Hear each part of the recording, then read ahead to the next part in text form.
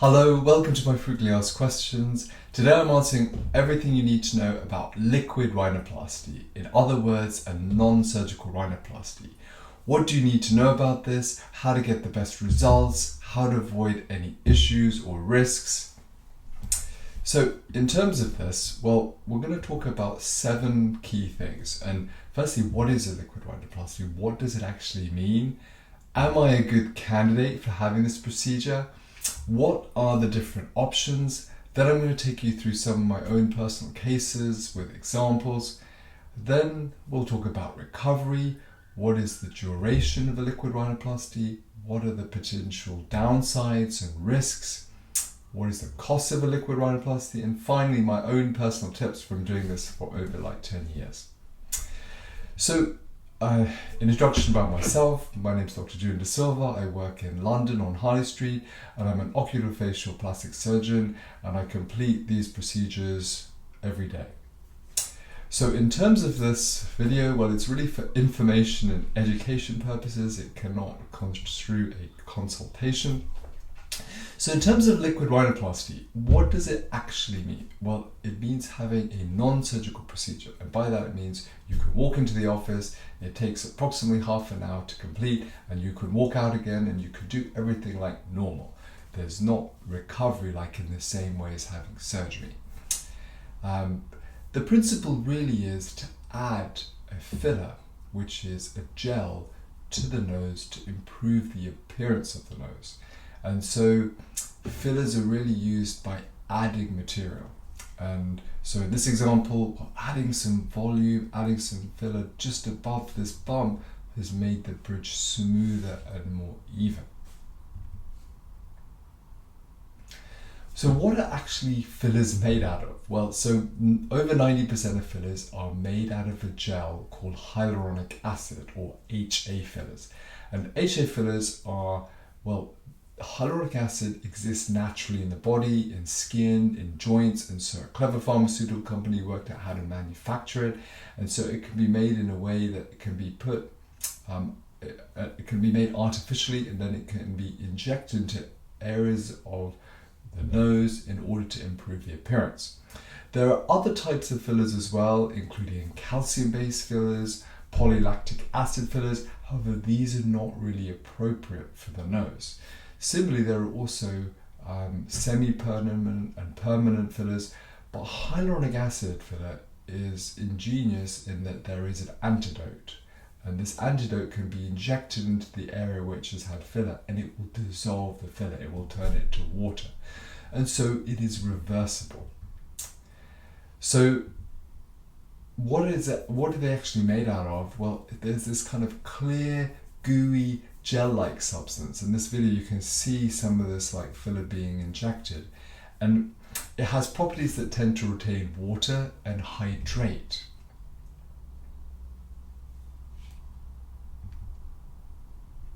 Why is the nose important? Well, the nose sits in the very center of our face, so it adds the definition and balance to our face.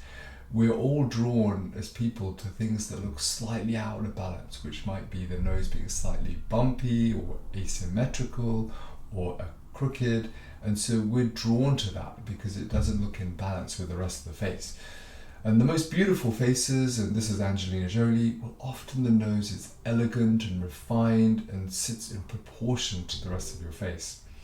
And I've completed a lot of research on the most beautiful faces, men and women, and I've analyzed their faces with the golden ratio, looking at various proportions of the face, and the length of the nose and the width of the nose has key importance in terms of the elegance of the human face. And many A-list celebrities have had either non-surgical or surgical rhinoplasty in order to improve the characteristics of their nose, and they had a pretty good nose to begin with, but just looking to make it that little bit better and more refined. So am I a good candidate for having a liquid rhinoplasty? Well, the best results are going to come from these 5 characteristics. a mild or modest bump on the bridge of the nose can be effectively smoothened out with a liquid rhinoplasty. A relatively small nose, well, we can add volume to the bridge of the nose to build it up in order to give a more defined bridge. And I'm going to show you examples of all these cases shortly. A slightly crooked or asymmetrical nose can be made more even by adding filler in certain areas of the nose. It will make it smoother. And then a moderately drooping tip, well, that can be lifted by adding filler to the lower part, the columella area of the nose. And then patients with thin skin or a minor imperfection after surgical rhinoplasty, well, these can really be effectively treated by adding liquid rhinoplasty. That can make the nose almost perfect in terms of smoothness and definition.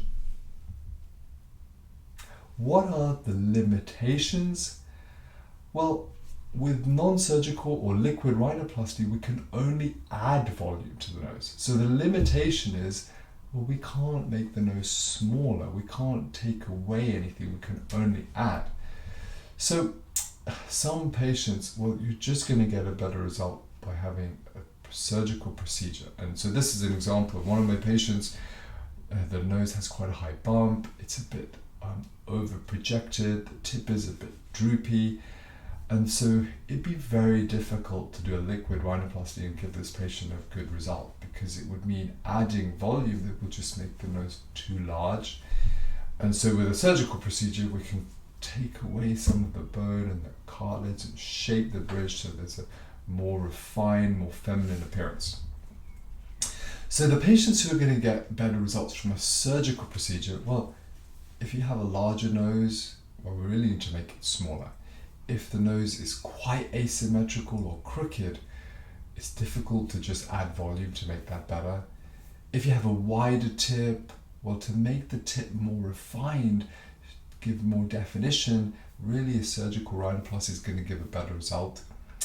If you have ethnic skin or a wider nose, wider nostrils, wider bridge, well, fillers and liquid rhinoplasty only add volume, so it's really difficult to improve those results.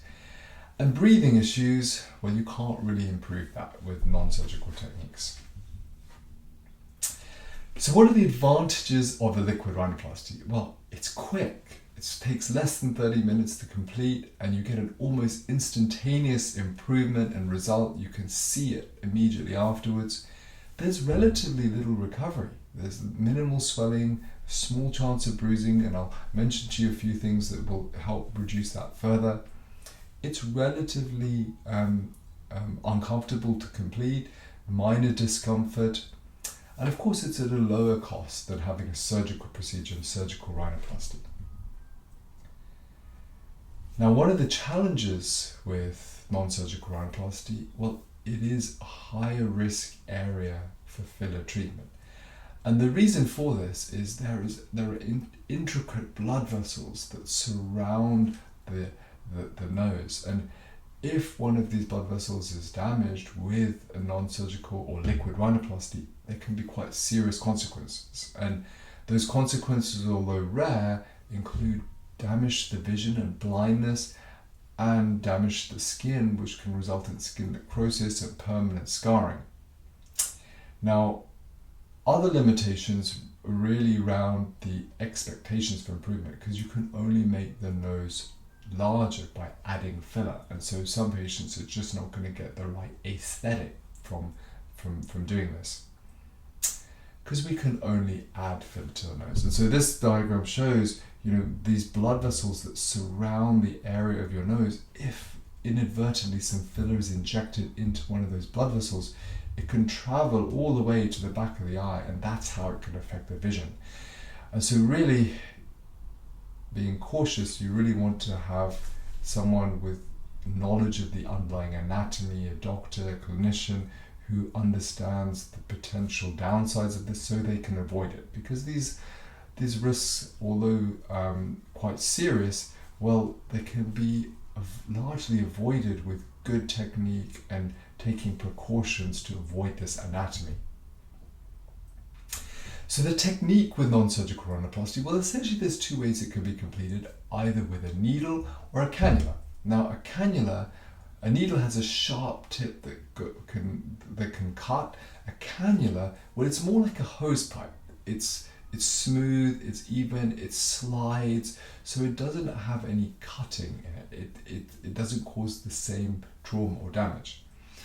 So in terms of like the nose, high risk areas, well, you really want to edge towards more a cannula technique because it's safer. It reduces the chance of these quite serious complications.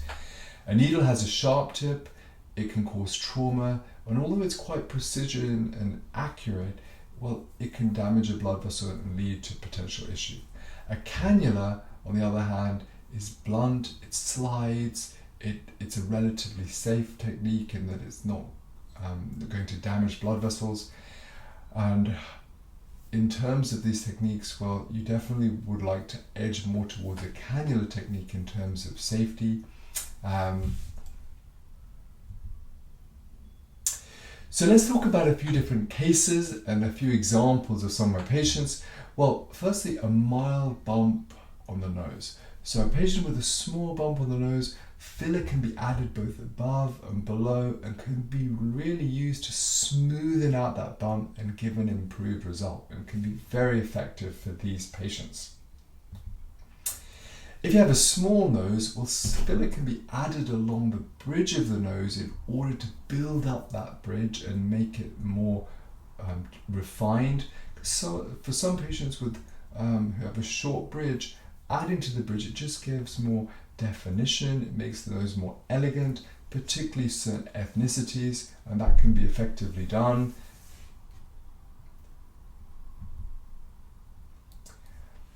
A slightly crooked or hooked nose where there's asymmetry, irregularity in the bridge. I mean, what makes up the anatomy of the bridge is partly bone, partly cartilage, and that anatomy has a right side and left side, and so, particularly in patients with thinner skin, there can be irregularity, and filler can be used to smoothen out these irregularities and make your nose more even. Now, if you have a mildly drooping tip, filler can be added to the bottom of the nose, and this is termed the columella, and a little bit can be added to the tip, and that can largely just lift the tip very slightly and improve the elegance of the nose. And then finally, particularly in patients with thin skin, if you have a minor imperfection, that can be smoothened over.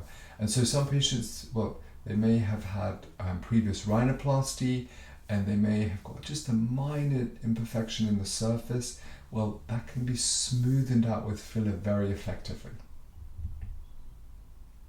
So what is the recovery from this procedure? Well, it's pretty much immediate. You can walk out of the clinic after having this procedure. A small proportion of people may have a bit of swelling, and there's a small chance of bruising. And the things that you can do to reduce the chance of bruising, well, you can avoid things that thin the blood. And in terms of medicines, that includes aspirin, non-steroidal anti-inflammatory medicines called like ibuprofen would be example. These medicines, well, you really want to avoid them for 2 weeks before the procedure. And then, of course, herbal medicines can also thin the blood. Things like fish oil, St. John's worts. There's ingredients that thin the blood that can increase your chance of bruising. Avoid them for a week before. Using ice immediately after the treatment can help reduce bruising and swelling. And avoiding exercise for the first day can also be helpful. In terms of like fillers, how long do they last? Well, they generally last for about 12 months. Now, in some patients, they can last even longer than that, but you can generally say they'll last for 12 months. And the type of filler is also quite important, because within the type of, within hyaluronic acid, different fillers have different properties. And so you really want a property that is not going to change. Permanent fillers can also be used in the nose, and these include silicone. I use those for some of my patients, and really those are really need to be done very cautiously in order to give best results and avoid issues, but they also have a role for some patients. And then what about the cost? Well, depending on who's completing the procedure, the experience of the surgeon, the experience of the clinician doing the treatment, well, that is definitely important. How it's done in terms of anesthetic. Is there any anesthetic? Is it topical anesthetic, local anesthetic within the actual filler? The amount of volume and the type of filler used, the technique used, and also the location. And in terms of regulation, well, particularly in the UK, there's been calls for more regulation because there's been a lack of it in this area. And the best clinics providing these services will have a CQC qualification, which requires a lot of care in terms of safety and due diligence in terms of practice. And so the clinics with a CQC regulation, they're going to be a higher cost than a doctor or doctor or clinician who has no CQC approval. And the cost can vary significantly from a few £100s to actually thousands of pounds. And so depending on all of these criteria, the cost will be determined. And like all these things, it is a delicate area. There are potential issues with fillers in the nose, and so you really want to go to someone who has experience, not just of doing these treatments, but also knowledge of the potential risks and anatomy in order to avoid these things. So finally, well, my tips in terms of these fillers, well, in terms of the filler used, hyaluronic acid fillers, they differ in their types. Some are more water loving, some repel water. And in an area such as the nose, you really want a hydrophobic filler, and that's a filler that doesn't draw in water, because fillers that draw in water are beautiful around the lips, the cheeks, because they're soft, but in the nose, we want definition. We want the nose to be elegant and refined, and so we don't want it to be softer and more gel-like, so we want a hydrophobic filler. In terms of cost and the result, well, there are potential risks with having a non-surgical rhinoplasty, and although those risks are small, they are serious, and so I would go to someone who has knowledge in the anatomy of the nose. What are the limitations? Well, we can only add to the nose, and so there are patients who are really going to benefit from having this treatment, and those are patients with milder changes, milder asymmetry, a milder hump. If you have a larger nose, well, you're just going to get a better result from actually making the nose smaller with surgery. And that has been like something I've seen on social media photos where a patient has a large bump on their nose and filler has been added, but then the before photo is larger and the after photo is smaller, and so the result looks better, but it's because the nose has been made smaller through the photograph as opposed to the actual filler treatment.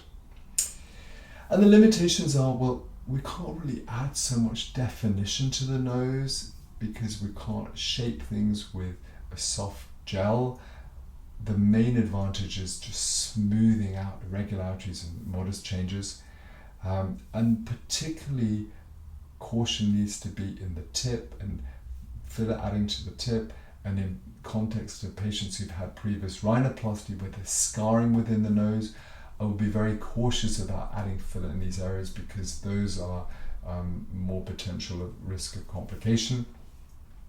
And then patients who are going to get a better result from a surgical rhinoplasty, well, these are patients who are looking for more definition, patients who are looking to make the nose smaller or improve their breathing. And for some patients, having a liquid rhinoplasty, well, it can be a stepping stone for surgery. You can see an improvement, and then in the future, you can go on to have a more definitive procedure. So in summary, well, we've talked about what a liquid rhinoplasty is, what it means to have a liquid rhinoplasty. We talked about who's going to make the best candidates in order to get the best results. We looked at some before and after pictures of patients who've had these treatments. We talked about the recovery, we talked about the duration, we talked about potential risks and how to reduce the chance of those complications. We talked about the cost and why it can vary, and I also gave you some of my own personal tips. And I hope this information has been helpful for you. If you have any other thoughts or questions about liquid rhinoplasty, please do not hesitate to contact me. You can message me either through social media or through my website. Thank you for watching.